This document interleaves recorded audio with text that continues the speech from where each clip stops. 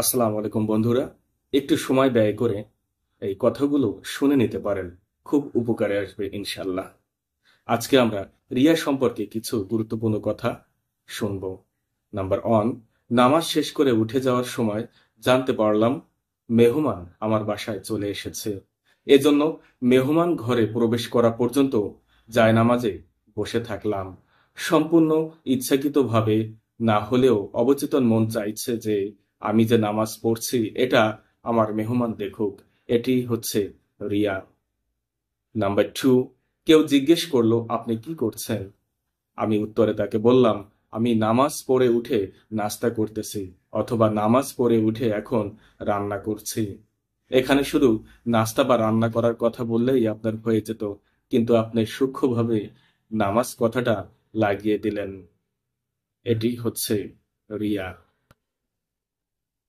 Number three, ফজরের সময় যে আপনি নামাজ পড়েছেন কিন্তু কেউ সেটা জানলো না বা দেখলো না, তাই সেটা মানুষকে জানানোর জন্য দিলাম ফেসবুকে একটি স্ট্যাটাস বা পোস্ট, লিখলাম সবাই নামাজ পড়তে উঠুন। ওই সময়ে ফজর নামাজের ফজিলত সম্পর্কে কিছু কথাও লিখে দিলাম, শান্তি নিয়ে পোস্ট করলাম।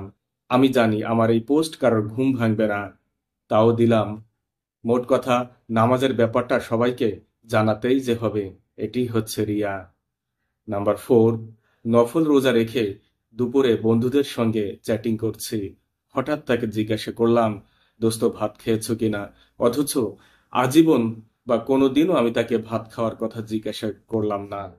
সে উত্তরে হ্যাঁ বা না বলেছে, এবং আমাকে সেও জিজ্ঞাসা করেছে তুই খেয়েছিস কিনা। সে যে এ প্রশ্নটা আমাকে জিজ্ঞাসা করবে সেটার গ্যারান্টি সূর্য ওঠার মতোই। সে সুযোগে তার বন্ধুকে বলেই ফেলল যে দোস্ত আমি আজকে নফল রোজা রেখেছি।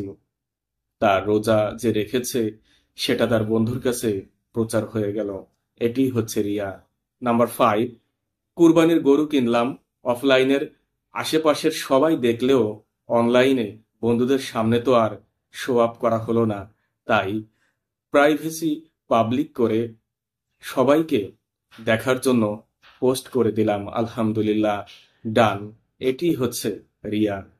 নাম্বার সিক্স, বন্ধুদের সাথে আড্ডা দেওয়ার সময় মজার ছলেই টেকনিকে বলেই দিলাম তুই বেটা খুবই কিপটা, কিছুই দান করিস না। প্রতি উত্তরে তুই কি দান করে উল্টিয়ে ফেলেছিস। বন্ধুরা বলল এই প্রশ্নটা যে সে আমাকে করবে তা জানুয়ারি পরে ফেব্রুয়ারি মাস আসার মতোই নিশ্চিত। আমি সাথে সাথেই তাকে বলে দিলাম আমার দানের লিস্ট দেখ কত বড়। সম্পূর্ণ ডিটেইল সহকারে আমি তাকে দেখালাম। এটি হচ্ছে রিয়া। উপরের প্রত্যেক উদ্দীপক পড়ে কিছু আয়ত্ত করতে পারলেন কি, একেই বলে রিয়া। এতক্ষণ যে ইবাদতগুলো করলাম সেগুলো কি আল্লাহর জন্য নাকি লোক দেখানো? লোক দেখানো মানেই হচ্ছে রিয়া। আমাদের সমাজে এমন লোক দেখানো ইবাদত করা ব্যক্তিকে আমরা অহরহ বা অফুরন্ত দেখতে পাব। সুতরাং এসব ইবাদত আদৌ কি কবুল হবে কি তা কখনো ভেবে দেখেছেন?